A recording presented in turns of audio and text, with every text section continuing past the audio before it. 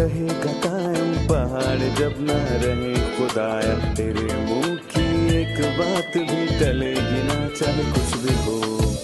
عزیز ناظرین، میں Ayad Zarif آپ تمام دیکھنے والوں کو ہمارے روز کے بائبلی مطالعاتی پروگرام کی نئی قسط میں خوش آمدید کہتا ہوں۔ عزیزوں، ہم پرانے عہد نامے میں یسایہ کی کتاب کا مطالعہ کر رہے ہیں اور آج ہم 12ویں اور 13ویں باب کا مطالعہ کریں گے۔ عزیزوں، میں بتانا چاہتا ہوں کہ یہ پرانے عہد نامے کی پہلی نبوتی کتاب ہے۔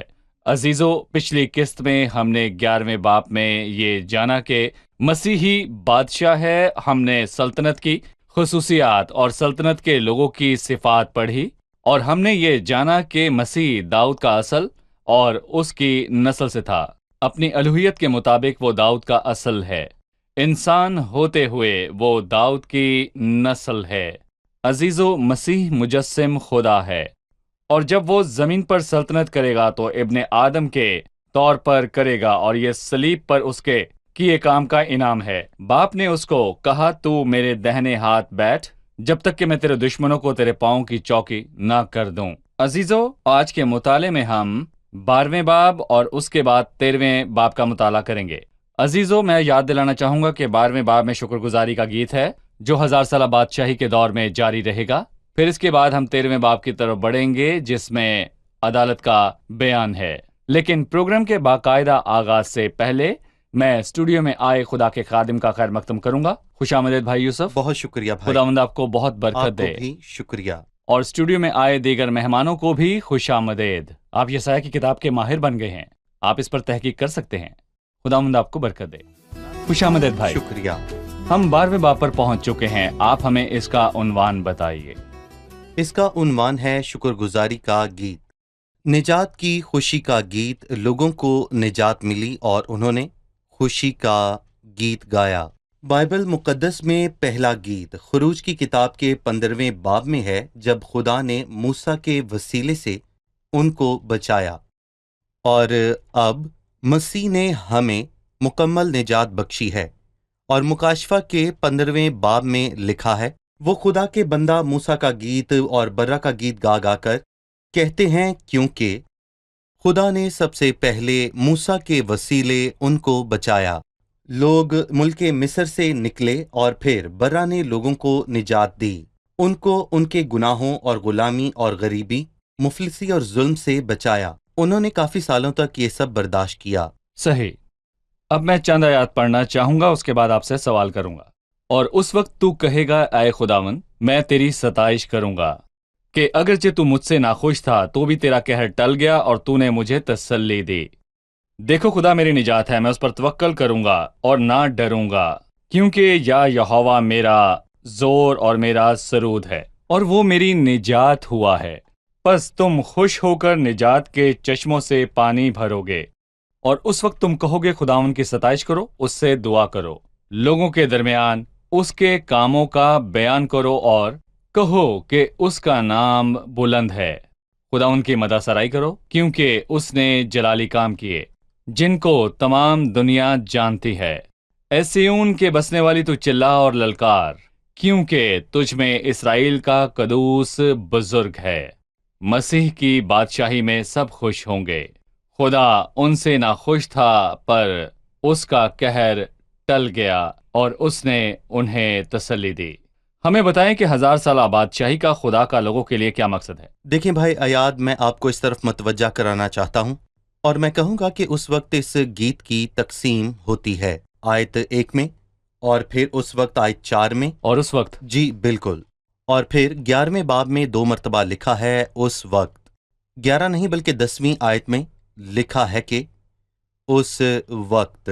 11ویں آیت میں لکھا ہے کہ صحیح۔ پھر اس وقت یوں ہوگا۔ 11ویں باب میں 2 مرتبہ، اور پھر 12ویں باب میں بھی 2 مرتبہ یہ الفاظ دہرائے گئے۔ تو یہ وقت کون سا ہے؟ یہ خداوند کا دن ہے۔ اس وقت یوں ہوگا کہ لوگ یسی کی جڑ کے طالب ہوں گے، جو لوگوں کے لیے ایک نشان ہے۔ ساری دنیا خدا کی عبادت کرے گی، کیونکہ جس طرح پانی سمندر سے بھرا ہے، اسی طرح زمین خدا کے عرفان سے معمور ہوگی۔ اور پھر اس کے بعد اس کے لوگوں کے لیے 11ویں آیت میں لکھا ہے کہ خداوند دوسری مرتبہ اپنا ہاتھ بڑھائے گا تاکہ سب پراگندہ لوگوں کو اکٹھا کرے۔ وہ ان کو بابل کی اسیری سے واپس لایا اور اسی طرح بڑی ضیابت کے دور کے بعد بھی اکٹھا کرے گا۔ اور پھر اس باب کی آیات میں خوبصورت گیت ہے اور اس کو ہم 2 حصوں میں تقسیم کرتے ہیں۔ پہلا یہ کہ خداوند لوگوں کی خوشی کا ذریعہ ہے، اور دوسرا لوگ زمین کی خوشی کا ذریعہ ہیں۔ جی اور لوگوں کی خوشی خداوند سے ہے اور زمین کی خوشی لوگوں سے ہے، ساری زمین کی۔ جی ٹھیک ہے۔ دوسری اور تیسری آیت ہے، دیکھو خدا میری نجات ہے، میں اس پر توکل کروں گا اور نہ ڈروں گا، کیونکہ یا یہوہ میرا زور اور میرا سرود ہے اور وہ میری نجات ہوا۔ تیسری آیت بہت خوبصورت ہے، پس تم خوش ہو کر نجات کے چشموں سے پانی بھرو گے۔ اس گیت کی بات کریں تو یہ اس وقت گائیں گے جب خداوند بادشاہی کرے گا۔ اس گیت کا کیا عنوان ہے؟ مزید یہ کہ آپ ہمیں اس گیت کے موضوع پر اپنی رائے بھی دیجیے۔ دیکھیں بھائی، میں یہاں پر ایک بات کہنا چاہوں گا کہ اگر ہماری عدالت ہو اور ہمیں سزا ملے تو میں کہوں گا کہ یہ عدل ہے، اور ہم نے 10ویں باب میں اس کے متعلق پڑھا جہاں لکھا ہے پورے عدل سے مقرر ہو، بربادی پورے عدل سے مقرر ہو چکی ہے۔ یہ 10ویں باب کی 22ویں آیت میں لکھا ہے پورے عدل سے مقرر ہو چکی ہے، مطلب خدا پورے عدل سے ہماری عدالت کرتا ہے اور فضل سے ہمیں بچاتا ہے، اور گیت کا موضوع ہے جس نے ہمیں فضل سے بچایا، صحیح۔ اور اسی لیے ہم اس میں شادمان رہتے ہیں۔ بھائی یوسف، یہاں خداوند کا نام دہرایا گیا ہے، کیونکہ یا یہوہ عہد کا خدا، کیا کہیں گے آپ؟ یعنی قادر خدا، یہوہ عہد کا خدا، اور ماضی میں خدا ہمارے ساتھ ساتھ رہا، وہ یا ہے، اور جس نے اپنا عہد پورا کیا وہ یہوہ ہے۔ اور ملاکی 3 باب کی 6 آیت میں لکھا ہے کیونکہ میں خداوند لا تبدیل ہوں، اسی لیے اے بنی یعقوب تم نیست نہیں ہوئے۔ اس کی وجہ بتائیں کہ وہ نیست کیوں نہیں ہوئے جبکہ بے شمار قومیں ان کے خلاف اکٹھا ہوئیں، کیونکہ میں خداوند لا تبدیل ہوں، اور لکھا ہے کہ اسی لیے اے بنی یعقوب تم نیست نہیں ہوئے۔ صحیح۔ اب ہم مہمانوں سے ان کا سوال جانیں گے۔ میرا سوال 12ویں باب سے ہے۔ جب میں اس باب کو پڑھوں تو یوں محسوس ہوتا ہے کہ یہ زمینی لوگوں اور زمینی چیزوں کے بارے میں ہے، کلیسیا کا حصہ ہوتے ہوئے میں اس کو کیسے دیکھوں؟ کیا میں یہ کہہ سکتا ہوں کیونکہ یا یہوہ میرا زور اور میرا سرود ہے اور وہی میری نجات ہوا ہے، پس تم خوش ہو کر نجات کے چشموں سے پانی بھرو گے؟ کیا یہ سب باتیں ہمارے لیے ہیں؟ کیوں؟ دراصل یہی سوال ہے، کیا سب چیزیں ہمارے لیے اور ہمارے بارے میں نہیں ہیں؟ کیا ہم صرف ان باتوں کو مانیں جن کا تعلق کلیسیا اور اس کی تعلیم سے ہے؟ دیکھیں بھائی، کسی نے کیا خوب کہا کہ پوری بائبل ہمارے بارے میں نہیں بلکہ ہمارے لیے ہے، اور ہر ایک صحیفہ جو خدا کے الہام سے ہے فائدہ مند بھی ہے، اور میں اس کے 2 جواب دے سکتا ہوں، اور اس میں بہت سی باتیں ہیں جنہیں ہم یسایہ کے 12ویں باب کو پڑھ کر واضح طور پر سیکھتے ہیں۔ یہاں 2 چیزیں ہیں۔ پہلی چیز پولس نے رومیو کے 11ویں باب میں کہا، اور میں اکثر ہی اپنی تسلی کے لیے اس آیت کو دہراتا ہوں، اسی لیے کہ خدا کی نعمتیں اور بلاوا بے بے تبدیل ہے۔ تبدیل ہے، کیونکہ اس نے ایک اصول قائم کیا اور خدا اپنے کہے پر ہمیشہ قائم رہتا ہے۔ اس نے ابراہیم سے وعدہ کیا اور 4000 سال گزرنے کے بعد اس کو اپنی سب باتیں یاد ہیں، وہ ان میں سے کچھ بھی نہیں بھولا، ہرگز نہیں، بلکہ خدا سچا ٹھہرے اور انسان جھوٹا۔ وہ قوم اس لائق نہیں، پر خدا کی نعمتیں اور بلاوا بے تبدیل ہے، اور اس سے ہمیں تسلی ملتی ہے، اور جس دن ہم جانیں کہ ہم اس لائق نہیں ہیں تو ہم خوف زدہ ہو جاتے ہیں، لیکن رومیو 11:29 میں ہمیں اس کا جواب ملتا ہے، اس لیے کہ خدا کی نعمتیں اور بلاوا بے تبدیل ہے۔ اس کے علاوہ ہم ان الفاظوں سے سیکھتے ہیں یہ لوگ دنیاوی نجات سے خوش ہیں، اور لکھا ہے وہ شادمان ہیں، تب ہر ایک آدمی اپنی طاق اور اپنے انجیر کے درخت کے نیچے بیٹھے گا، اور ان کو کوئی نہ ڈرائے گا۔ کس قدر تسلی بخش بات ہے، ہم طاق یا انجیر کے درخت کے نیچے نہیں بلکہ آسمان کے تخت پر ہوں گے۔ وہ طاق اور انجیر کے درخت کے نیچے بیٹھ کر خوش ہیں، تو ہمیں اپنے خداوند کی کس قدر حمد اور ستائش کرنی چاہیے تاکہ اس کو جلال ملے، کیونکہ ہمارا مقام زمین پر تاکہ انجیر کے درخت کے نیچے نہیں بلکہ آسمان کے تخت پر ہے۔ اسی لیے ہم اس وقت زیادہ شادمان ہوں گے۔ ہم اب سے ہی یہ کرتے ہم ہیں۔ خوش اور شادمان ہیں تاکہ اس کو جلال اور عزت دیں، کیونکہ اس نے اپنے خون سے ہمارا کفارہ جی دیا بالکل ہے۔ صحیح۔ کوئی اور سوال؟ ہم نے سیکھا کہ 1000 سالہ بادشاہی میں لوگ کون سا گیت گائیں گے۔ اس وقت کلیسیا کے طور پر ہماری کیا حالت ہوگی؟ 1000 سالہ بادشاہی کے وقت کلیسیا کہاں ہوگی؟ بہت سے لوگ اس سوال سے الجھ جاتے ہیں۔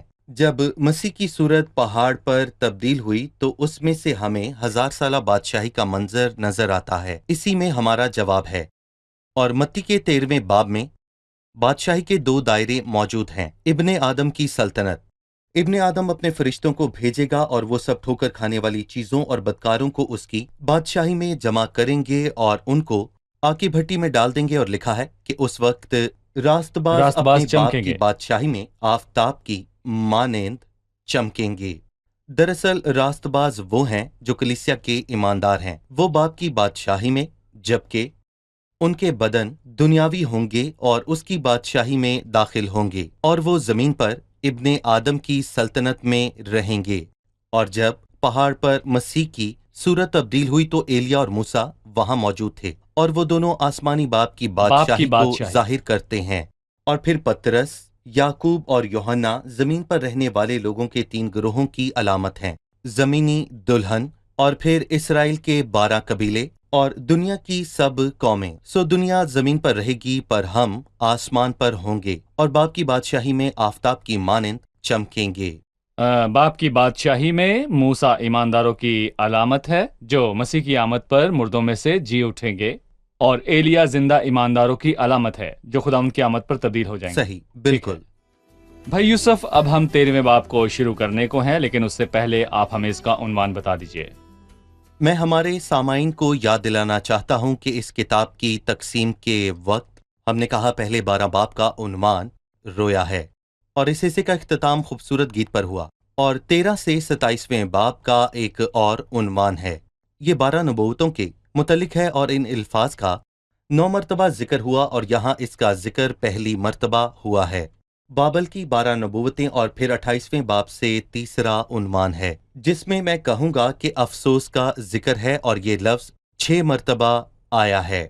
اور اب ہم 12 نبوت پر ہیں جس میں قوموں اور ملکوں کے خلاف نبوت ہے۔ یہ 12 نبوت ہے، اور اسی لیے اس کے الفاظ سنجیدہ ہیں۔ خدا شریر کی عدالت کرے گا، اور اس نے شروعات میں خدا کو لوگوں کی عدالت کرتے ہوئے دیکھا، کیونکہ وہ وقت آن پہنچا ہے کہ خدا کے گھر سے عدالت شروع ہو۔ خدا ہمیشہ اپنے لوگوں کی عدالت پہلے کرتا ہے، اور جب ہم سے ہی شروع ہوگی تو سوچیں ذرا ان کا انجام کیا ہوگا جو خدا کو نہیں مانتے۔ دراصل اس نے شریر قوم سے شروع کیا جو بابل ہے، اور پھر اس نے خدا کے لوگوں کی تحقیر کی۔ بابل کے حکمران نے بچوں بوڑھوں کسی پر ترس نہ کھایا۔ ہم بابل کی اسیری میں یہ سب پڑھتے ہیں، اور ہم یرمیاہ نبی کے نوحے میں اس کے متعلق پڑھ سکتے ہیں، اور ہم پڑھتے ہیں کہ رحم دل عورتوں کے ہاتھوں نے اپنے بچوں کو پکایا، کیوں؟ تاکہ نبوکت نظر کی بے عزتی سے ان کو بچائیں۔ لیکن میں کہوں گا کہ یہاں پر چیزیں مختلف ہیں، کیونکہ یہ 12 نبوت ہے اور یہ الفاظ خدا نے بابل کے خلاف کہے۔ اب میں 13ویں باب کی 1 تا 5 آیات پڑھوں گا، اس کے بعد آپ سے سوال کروں گا۔ بابل کی بابت 12 نبوت جو یسایہ بن آموس نے رویا میں پایا۔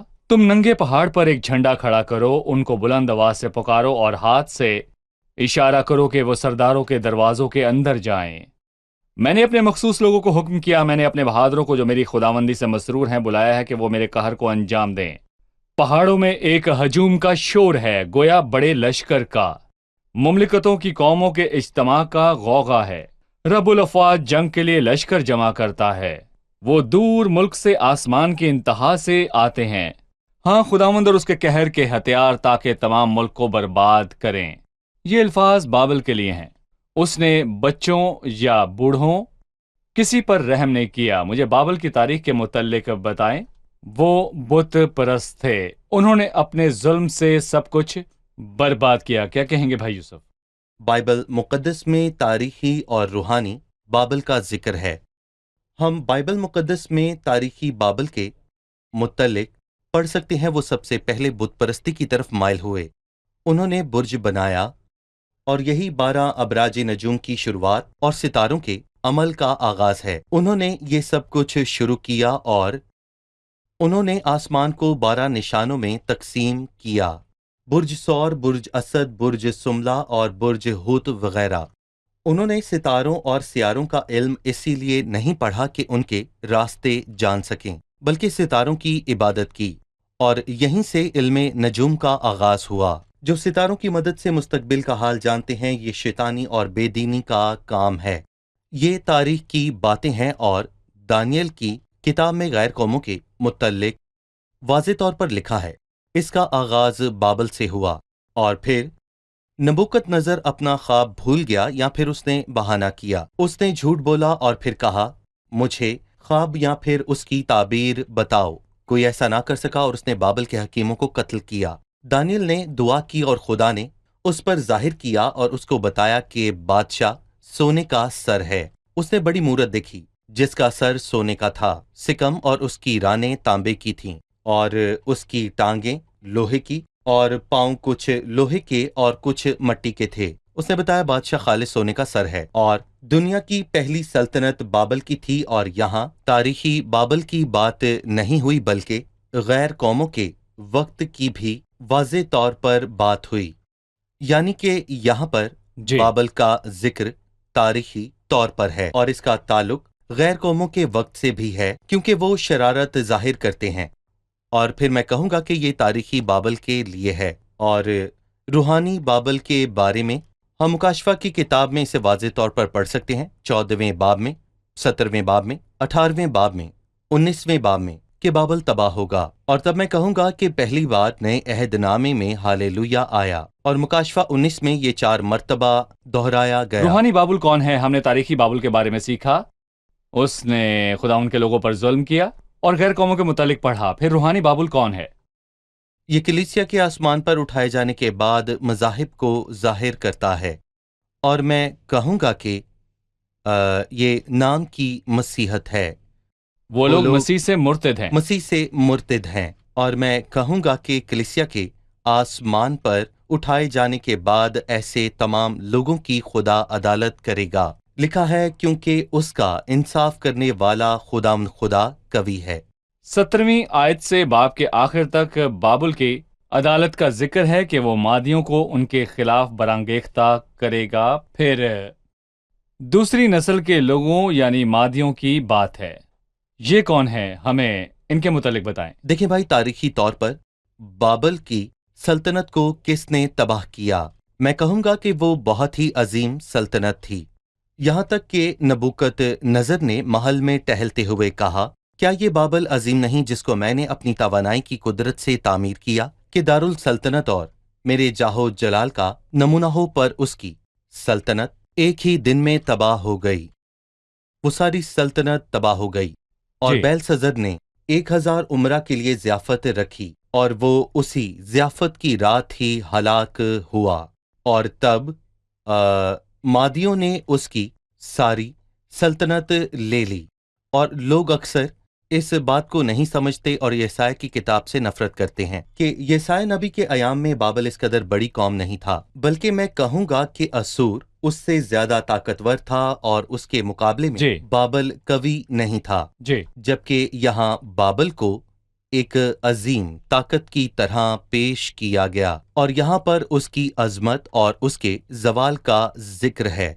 मादियों और फारसियों ने उस पर हमला किया और दारा मादी ने उस पर कब्जा किया और बाप के आखिर में लिखी हुई हर एक बात पूरी सही। हुई। अगर आप 19वीं आयत को पढ़ें तो लिखा है, और बाबल जो मुमलकतों की चश्मत और कसदियों की बुजुर्गी की रौनक है, सदूम और अमूरा की मानंद हो जाएगा जिनको खुदा ने उल्ट दिया। वो अब मैं तक कहूंगा आबाद ना कि होगा। जी हाँ। बाबुल अब तक खंडर है। देखें, यही नहीं बल्कि बात यह है कि जब उस शहर को दोबारा बनाने की कोशिश की गई तो उन लोगों पर भी लानत का असर हुआ। पहली कोशिश सिकंदर आजम ने की, पर खुदा का मंसूबा कुछ और था और वो किसी के कहने से नहीं सही। रुकता था, बल्कि जो सोचता था उसे कर दिखाता था। لیکن سکندر اعظم چاہے کتنا بھی عظیم ہو پر خدا کے منصوبے کو بدل نہیں سکتا۔ لکھا ہے وہ ابد تک آباد نہ ہوگا اور پشت در پشت اس میں کوئی نہ بسے گا۔ تو سکندر اعظم بابل کا شہر تعمیر کرنے میں ناکام رہا اور آخرکار نئے زمانے میں کچھ عجیب ہوا اور صدام نے بابل کے شہر کو تعمیر کرنے کی کوشش کی۔ اور صرف یہی نہیں، جب اس نے کویت پر قبضہ کیا تو اس نے نہ صرف قبضہ کیا بلکہ کویت کی دولت کا بھی استعمال کرنا چاہا تاکہ اس سے بابل کے شہر کو تعمیر کرے۔ بابل کی سلطنت کو بالکل، اس وہ نے اس وہ کو کام کرنا کرنا چاہتا چاہا جو پہلے کبھی کسی نے نہ کیا تھا۔ بابل میں پشت در پشت کوئی نہیں بسا، اور اس کے علاوہ لکھا ہے وہاں ہرگز عرب خیمہ نہ لگائیں گے اور وہاں گڈریے گلوں کو نہ بٹھائیں گے، اور آج تک یہ الفاظ پورے ہو رہے ہیں۔ عرب بابل کے کھنڈرات کو دیکھتے ہیں اور وہاں پر کوئی بھی رات گزارنے کے لیے اپنا خیمہ نہیں لگاتا، اور خداوند نے یسایہ کے 13ویں باب میں کہا کہ عرب وہاں پر ہرگز خیمہ نہ لگائے گا۔ سو اسوریوں اور بابل کے لوگوں کی عدالت ہوئی، اور اس کے بعد بھی عدالت ہے جو خداوند خدا کرے گا، کیونکہ وہی واحد خدا ہے۔ شکریہ، ہمارے پروگرام کا وقت ختم ہوا چاہتا ہے۔ اب مہمانوں سے ان کی رائے جانیں گے۔ ہم نے 12ویں باب سے سیکھا کہ زمین پر مسیح کی بادشاہی میں شکر گزاری کا گیت گایا جائے گا۔ یہ گیت کس کے لیے ہوگا اور اس گیت میں کون سا کردار ہے، ہمیں بتائیے۔ یہ خدا کے لیے ہے کہ اس نے نجات بخشی۔ یہ خدا ان کی شکر گزاری کا گیت ہے، اس کا تعلق نجات سے ہے۔ کیا کوئی ہمیں اس کی دہرائی کروا سکتا ہے؟ لوگوں نے ملک مصر سے نکلنے کے بعد یہ گیت گایا۔ موسیٰ کا گیت، موسیٰ کے وسیلے سے نجات ملی تو لوگوں نے شکر گزاری کا گیت گایا اور انہوں نے خداوند کا شکر کیا۔ ٹھیک ہے، ہمیں بابل کی عدالت کے متعلق بتائیں۔ ہم نے کہا کہ تاریخی اور روحانی بابل ہے۔ جیسا کہ ہم نے جانا کہ تاریخی اور روحانی بابل ہے۔ تاریخی بابل کا ذکر پہلی بار تب ہوا جب لوگوں نے بابل کا برج بنانے کی کوشش کی۔ یہ بت پرستی اور غیر معبودوں کی عبادت کی شروعات تھی۔ ابراج نجوم اس سے شروع ہوئے۔ برج سور، برج حمل، علم نجوم، برج قوس بنے۔ انہوں نے ستاروں کی عبادت کی۔ علم نجوم کی شروعات ہوئی۔ وہ شروع ہی سے شریر تھے۔ روحانی طور پر یہ ظاہری عبادت کی علامت ہے، اور یہ کلیسیا کے آسمان پر جانے کے بعد بڑی مصیبت کے دور میں ہوگی۔ صحیح بھائی یوسف؟ خدا نے بابل کے لوگوں کی زبان میں نفاق ڈالا اور ہر کوئی اپنی اپنی زبان بولتا تھا۔ کلیسیا کے آسمان پر اٹھائے جانے کے بعد ہر ایک کا اپنا اپنا مذہب ہوگا اور ان کا سر ان کو سنبھالے گا اور خدا ان کو برباد کرے گا۔ جی ٹھیک ہے۔ 13ویں باب میں عدالت کے آخر میں مادیوں کے لیے لکھا ہے۔ ہمیں ان کے بارے میں بتائیں، مادی کون لوگ تھے؟ ان لوگوں نے بابل کی سلطنت کو تباہ کیا۔ جب بیلشزر نے عمرہ کے لیے ضیافت کی، اس نے خداوند کی تہزیب کی اور خداوند کے گھر کے برتن استعمال کیے۔ دارا مادی نے بابل پر حملہ کیا اور بابل کی سلطنت کا خاتمہ ہوا۔ صحیح بھائی یوسف؟ جی، اپنی رائے دیں۔ ان کا جواب درست ہے۔ ان کو تاریخ کا علم صحیح، ہے۔ خدا آپ کو خداوند آپ برکت سب دے۔ کو برکت دے۔ بھائی یوسف، آپ کا بھی بہت خدا آپ کو شکریہ۔ برکت اگلی دے قسط بھائی۔ میں اپنے مطالعے کو جاری رکھیں گے۔ جی بالکل۔